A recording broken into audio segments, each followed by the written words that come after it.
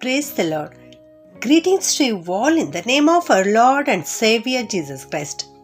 Today's Bible verse, the Gospel according to St. John, chapter 14, verse 12.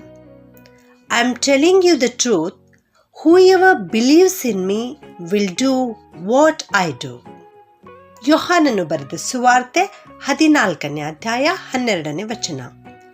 ನಿಮಗೆ ನಿಜವಾಗಿ ಹೇಳುತ್ತೇನೆ, ನನ್ನನ್ನು ನಂಬುವವನು ನಾನು ನಡೆಸುವ ಕ್ರಿಯೆಗಳನ್ನು ತಾನೂ ನಡೆಸುವನು. ಈ ಮಾತನ್ನು ಯೇಸು ಸ್ವಾಮಿ ತನ್ನ ಶಿಷ್ಯರಿಗೆ ಹೇಳ್ತಾ ಇದ್ದಾರೆ. ಯೇಸು ಸ್ವಾಮಿ ಈ ಲೋಕದಲ್ಲಿರುವಾಗ ಶಕ್ತಿಯುತವಾದಂತಹ ಅದ್ಭುತ ಕಾರ್ಯಗಳನ್ನು ಆತನು ಮಾಡಿದ್ದಾನೆ. ಮಹತ್ತಾದ ಅದ್ಭುತ ಕ್ರಿಯೆಗಳನ್ನು ಆತನು ಮಾಡಿದ್ದಾನೆ. ಕರ್ತನು ಅಧಿಕಾರವುಳ್ಳಾತನಾಗಿದ್ದನು, ಆತನು ಬಲವುಳ್ಳಾತನಾಗಿದ್ದನು. ಆ ಅಧಿಕಾರವನ್ನು, ಆ ಆಳ್ವಿಕೆಯನ್ನು ಆತನು ಈ ಹೊತ್ತು ನಿಮಗೂ ಕೊಟ್ಟಿರುವನು. ಪ್ರಿಯರೇ, ದೇವದೂತರಿಗಿಂತ ಮಾನವರನ್ನು ಸ್ವಲ್ಪವೇ ಕಡಿಮೆಯಾಗಿ ಮಾಡಿದ್ದಾರೆ. ಈ ಮಾನವರ ಮೂಲಕವಾಗಿ ಕರ್ತನು ಮಹತ್ ಕಾರ್ಯಗಳನ್ನು ಮಾಡಲು ಬಯಸುತ್ತಾರೆ. ಯೇಸು ಸ್ವಾಮಿ ಹುಟ್ಟುವುದಕ್ಕಿಂತ ಎಷ್ಟೋ ವರ್ಷಗಳ ಹಿಂದೆ ಬಾಳಿರ್ತಕ್ಕಂಥ ಪ್ರವಾದಿಯಾದ ಯೆಶಾಯನು ಯೇಸು ಕ್ರಿಸ್ತನ ಕುರಿತು ಈ ರೀತಿ ಹೇಳುತ್ತಾರೆ. ಇದನ್ನು ನಾವು ಯೆಶಾಯ 11:2 ನೋಡುತ್ತೇವೆ.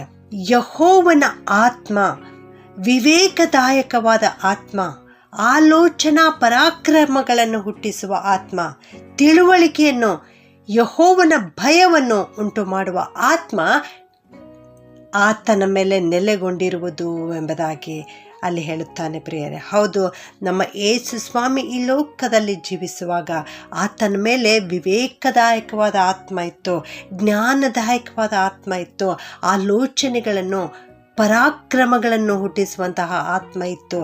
ಈ ಆತ್ಮ ಕ್ರಿಸ್ತನಲ್ಲಿ ನೆಲೆಗೊಂಡಿರುವುದರಿಂದ ಈ ಹೊತ್ತು ಆತನು ನಿನಗೂ ಕೂಡ ಕೊಡಲಿಕ್ಕೆ ಬಯಸುತ್ತಾ ಇದ್ದಾರೆ.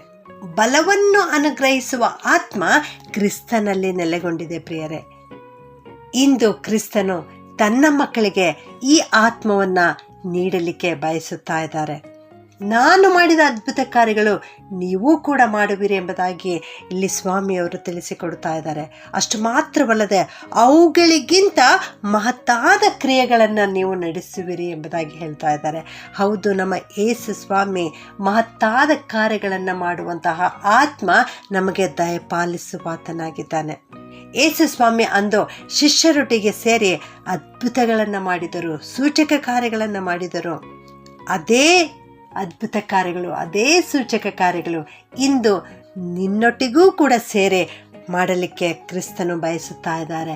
ಅಂದು ಯೇಸು ಸ್ವಾಮಿ ನಡೆದು ಹೋಗುತ್ತಿರುವಾಗ ದೆವ್ವಗಳು ಸ್ವಾಮಿಯನ್ನು ನೋಡಿ ಕೂಗಾಡಿದವು.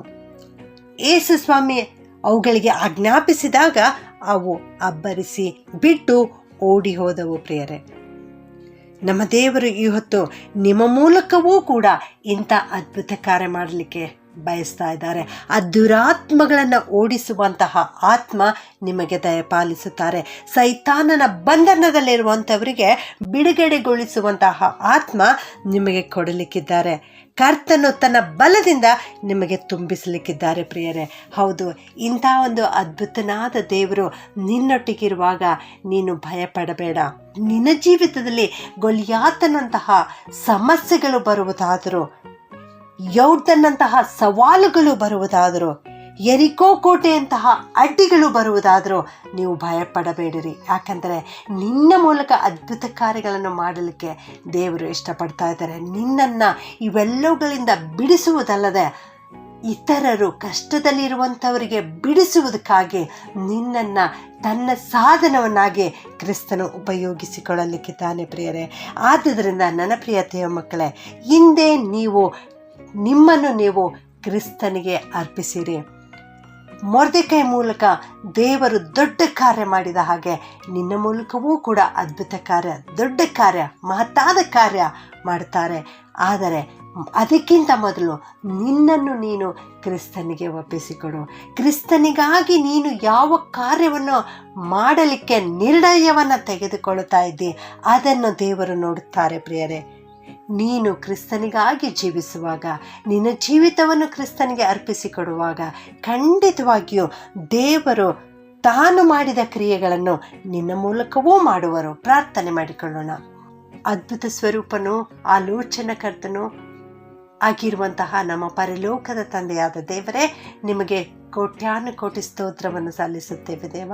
ನೀವು ನಿಮ್ಮ ವಾಕ್ಯದ ಮೂಲಕವಾಗಿ ಇವತ್ತು ಮಾತನಾಡಿದ್ದಕ್ಕಾಗಿ ನಿಮ್ಮನ್ನು ಕೊಂಡಾಡುತ್ತೇವೆ ಸ್ವಾಮಿ. ಅಪ್ಪ, ನೀವು ಮಾಡಿರ್ತಕ್ಕಂಥ ಕ್ರಿಯೆಗಳನ್ನು ನಮ್ಮ ಮೂಲಕವಾಗಿಯೂ ಕೂಡ ಮಾಡಲಿಕ್ಕೆ ನೀವು ಬಯಸ್ತಾ ಇದ್ದೀರಿ ಕರ್ತನೆ. ಅದಕ್ಕಾಗಿ ಸ್ತೋತ್ರ ಸ್ವಾಮಿ. ಈ ವಾಕ್ಯ ಕೇಳಿಸಿಕೊಳ್ಳುತ್ತಿರುವ ಪ್ರತಿಯೊಬ್ಬೊಬ್ಬರನ್ನು ಆಶೀರ್ವಾದ ಮಾಡೋ ಕರ್ತನೆ. ನಾವೆಲ್ಲರೂ ಇವತ್ತು ನಿನ್ನ ಪಾದದಲ್ಲಿ ಬಂದು ನಮ್ಮನ್ನು ನಾವು ನಿನಗೆ ಸಮರ್ಪಿಸುತ್ತೇವೆ ಕರ್ತನೆ. ನೀನು ಆಶೀರ್ವಾದ ಮಾಡು ಸ್ವಾಮಿ. ನಮ್ಮ ಮೂಲಕ ಮಹತ್ತಾದ ಕಾರ್ಯಗಳನ್ನು ಮಾಡುವುದಕ್ಕಾಗಿ ನಮ್ಮನ್ನು ನಿನ್ನ ಸಾಧನವನ್ನಾಗಿ ಉಪಯೋಗಿಸಿಕೊ ಕರ್ತನೆ. ಅಪ್ಪ, ಇವರ ಜೀವಿತದಲ್ಲಿ ಗೊಲಿಯಾತನಂತಹ ಸಮಸ್ಯೆಗಳು ಎದುರಾಗಿರಬಹುದು ದೇವರೇ. ಯೋರ್ದನಂತಹ ಸವಾಲುಗಳು ಎದುರಾಗಿರಬಹುದಪ್ಪ.